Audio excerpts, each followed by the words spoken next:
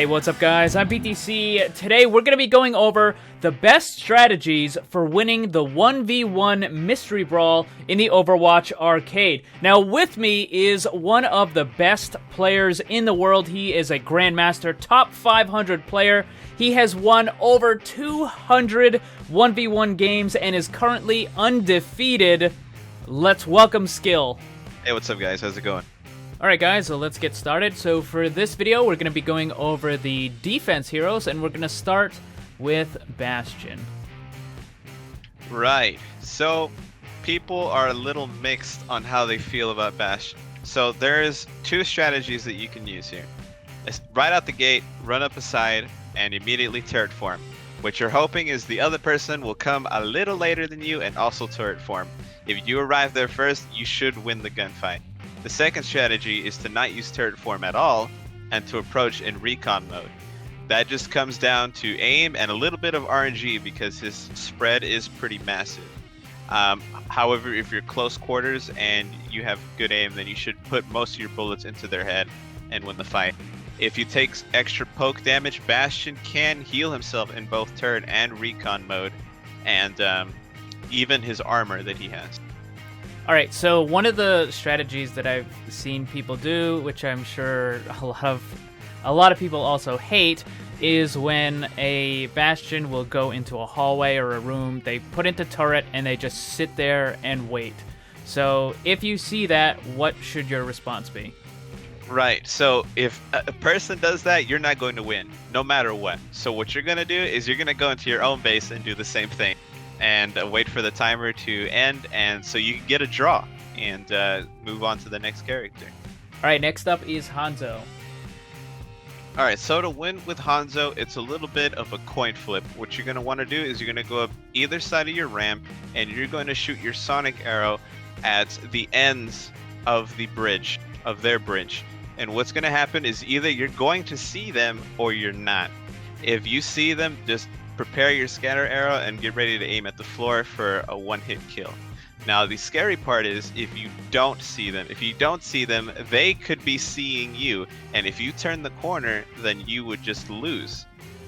So what you're gonna have to do in these situations and see if you have a way out so that you don't take any damage.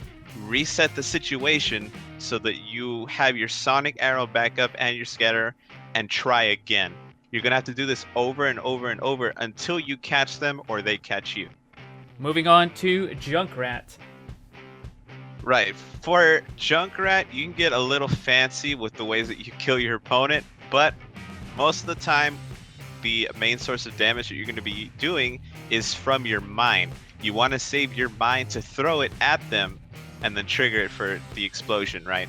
I've seen a lot of Junkrats using the explosion at the start of the game to gain some distance, but if you approach and just throw their mine at them, then you just automatically win. Try to aim your bombs in ways where it's not direct and your opponent can't see them. So try aiming at the roofs of the buildings on the side or around corners to get them to bounce. As far as your trap goes, just lay it in an area behind you or in a doorway, and every now and then you'll get a trap kill that way. Alright, next up is Mei. What do we do to win? Right, so there's two strategies. Just like the McCree, you can take Mei up any of the ramps and try to right click to win. Hopefully you get the double headshots in a row, and you just automatically win that way. Another strategy that you can use is just the left click strategy. So what you're going to want to do is use your ice block to heal yourself, as well as get rid of the opponent's freeze ray so that you don't get frozen and die instantly. So you're just going to want to make yourself get close enough to the opponent so that you can freeze them and then do the right click punch combo to finish them off. You can use the ice wall to give yourself a height advantage or to escape if need be. You can also use it to gain a height advantage to jump on one of the buildings on the ground. But mainly what it comes down to is who can track better with the left click. Well, another thing is, and this isn't just for Mei, but several characters have this, and it's basically who uses the ability first. So when it comes to using your ice block, I've seen it where the enemy uses their ice block first, then you win. Is that true, and how does that work? That is true. If they use their ice block first, right, and you're up close, and they get a freeze ray onto you first before you get a chance to do anything, which is bad. But you can cancel it with your own ice block to reset it, and then you get the first hit, the first blow, right? And so you win that way. Basically, if you're going to heal, make sure you're around a corner where they can't easily hit you. Because if you ice block first, you're going to lose. All right, next up is Torbjorn. What do we do? Okay. Well, for Torbjorn, right, what you're going to want to do is just as soon as the game starts, pick a corner, or you pick whichever ramp, go up to it, and drop your turret down in the doorway. You're going to want to left click at range and try to do your best to aim, because aiming with Torbjorn is a little weird.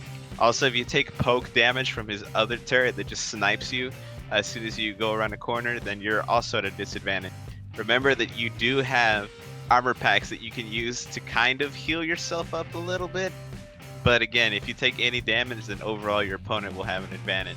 So you can do a little bit of sneaking around and try to do some right clicks up close to win that way. Or you can just take the fight head on. I wouldn't put too much pressure on winning a Torbjorn game.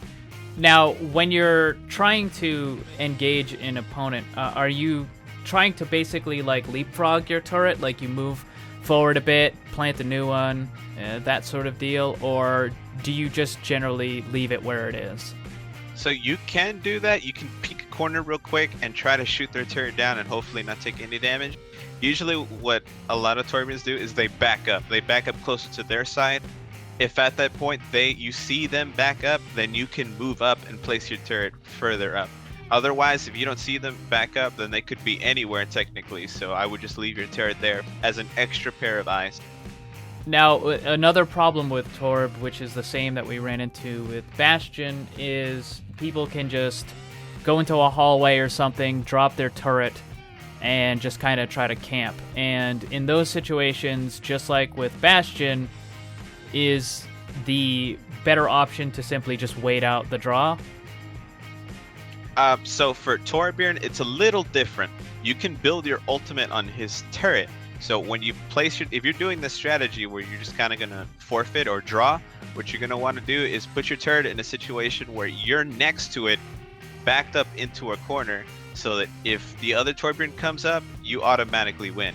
If you put your turret out just to scout or whatever, the Torbjorn can get ultimate off of your turret. So he could technically go into your base and ultimate and just kill you, with his armor and his attack speed increase and everything. And the last defense character is going to be Widowmaker. Okay, 3 strategies with Widowmaker. The first, right out the gate, grapple up to the nearest building and wait for your opponent on the other side. If you get there first and you have good aim, you should just get an instant headshot and win the game right there. Second strategy, wait a few seconds, grapple up to the same building, and get the extra height by spamming the spacebar next to the corner, and you can aim at where they would be in the first strategy and get the headshot that way. The third strategy, if you're not feeling up to just maybe luck, or some people feel it's luck, you can just go up one of the ramps and play it safe, kind of wait for your opponent to move around, see if they throw some of their own shots or you hear a mine land, and try to see if you can spot their location. If you can spot their location, you can sneak up or get a headshot from the corner when they're not looking. Now, what about the spider mine, the poison? Where are you going to place it? How are you going to use it? Right, so spider mine, you don't need it with you. You can put it, I would suggest putting it in a doorway somewhere or behind you, so that you can keep track of maybe the Widowmakers doing the third strategy where they're sneaking around. Maybe you can catch them off guard and get the advantage. Alright guys, that is going to be about it for this one. I'll be uploading a lot more tips, guides, and the latest in Overwatch news, so make sure you subscribe so you don't miss any of it. Thanks so much for watching. If you liked the video, make sure you leave a like, share it with your friends. Remember, always blame the controller, because it's never your fault.